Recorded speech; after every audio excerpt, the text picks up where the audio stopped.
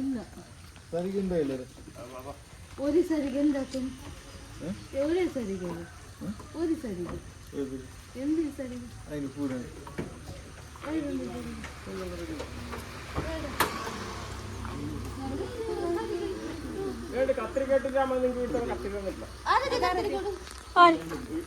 ತರಿ ತರಿ ತರಿ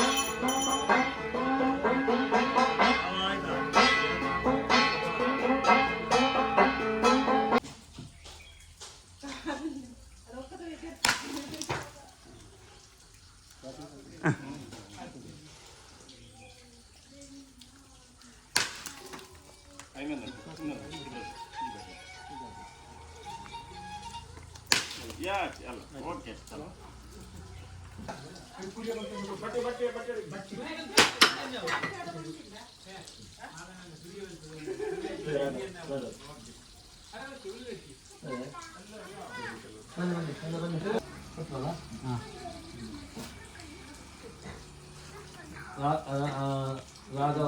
ನೀವು ಮಾಡ್ತಕ್ಕಂಥ ಏನಂತ ಹೇಳಿದ್ರೆ ಈ ಒಂದು ಕೆಲಸ ಕಾರ್ಯದಲ್ಲಿ ನೀವೆಲ್ಲರೂ ಸಾಮೂಹಿಕದಲ್ಲಿ ಜೊತೆ ಸೇರಿಸಿಕೊಂಡು ಇಲ್ಲಿ ಒಂದು ನೀವು ಸಂಸ್ಥೆಯನ್ನು ಸ್ಥಾಪನೆ ಮಾಡಿಕೊಂಡು ಮರದ ಕೆಲಸಗಾರರನ್ನ ಸೇರಿಸಿಕೊಂಡು ಮರದ ಕೆಲಸ ಕಾರ್ಯಗಳನ್ನೆಲ್ಲ ನೀವು ಮಾಡ್ತಾ ಬಂದಿದ್ದೀರಿ. ಅದೇ ರೀತಿ ತಮ್ಮ ತಮ್ಮ ವಾಹನವನ್ನು ಕೂಡ ಅವರವರು ಇಟ್ಟುಕೊಂಡು ಅದಕ್ಕೆ ಕೂಡ ನಾವು ಮಂಗಳ ಆರತಿಯನ್ನು ಬೆಳಗಿ ಏನಂತಂದರೆ ಈ ಎಲ್ಲ ಆಯುಧಗಳಿಗೆ ಒಂದು ದಿವಸ ವಿಶ್ರಾಂತಿಯನ್ನು ಕೊಟ್ಟು ಅವರಿಗೆ ನಂದಿನಿಯಾಗಿ ದೇವತೆಗಳಿಗೆ ತೃಪ್ತಿಯನ್ನು ಮಾಡಿಕೊಂಡು ಅವರನ್ನು ಆರಾಧನೆ ಮಾಡುವಂಥ ಒಂದು ಕಾಲಘಟ್ಟದಲ್ಲಿ ಏನಂತಂದರೆ ದೇವರ ಪ್ರಸನ್ನ ಕಾಲ ಅಂತದೆ. ಈ ಕಾಲದಲ್ಲಿ ದೇವರನ್ನು ಉದ್ದೇಶಿಸಿ ನಾವು ಪ್ರಾರ್ಥನೆ ಮಾಡಬೇಕು ಅಂತೀವಿ. ಹಾಗೇನಂತ ಹೇಳಿದ್ರೆ ವರ್ಷ ಪ್ರತಿಯಂತೆ ಮಹಾನವಮಿ ದಿವಸ ನಿಮ್ಮೆಲ್ಲ ಆಯುಧಗಳನ್ನು ಸ್ವಚ್ಛಗೊಳಿಸಿ ಅದಕ್ಕೆ ಗಂಧ ಕುಂಕುಮಾದಿಗಳನ್ನು ಇಟ್ಟುಕೊಂಡು ಅದಕ್ಕೆ ಮಹಾಮಂಗಲ ನಿರಾಜನವನ್ನು ಬೆಳಗಿ ನೈವೇದ್ಯಾದಿಯನ್ನು ಕೊಟ್ಟು ಮಹಾಮಂಗಲ ನಿರಾಜನವಂತ ಒಂದು ಕಾಲಘಟ್ಟದಲ್ಲಿ ನಾವೇನಂತ ಹೇಳಿದ್ರೆ ಪ್ರಾರ್ಥನೆ ಮಾಡ್ತಾ ಇದ್ದೇವೆ. ಇನ್ನು ಮುಂದಕ್ಕಾಗಲಿ ಅಥವಾ ಇನ್ನಾಗಲಿ ಕೆಲಸ ಮಾಡ್ತಕ್ಕಂಥ ಈ ಒಂದು ಕೆಲಸ ಕಾರ್ಯದಲ್ಲಿ ಯಾವುದೇ ಒಂದು ವಿಘ್ನವು ಬಾರದ ರೀತಿಯಲ್ಲಿ ನಿರ್ವಿಘ್ನದಲ್ಲಿ ಸಾಂಗದಲ್ಲಿ ಫಲಸಿದ್ಧಿ ಆಗಬೇಕು. ಕೆಲಸ ಮಾಡ್ತಕ್ಕಂಥ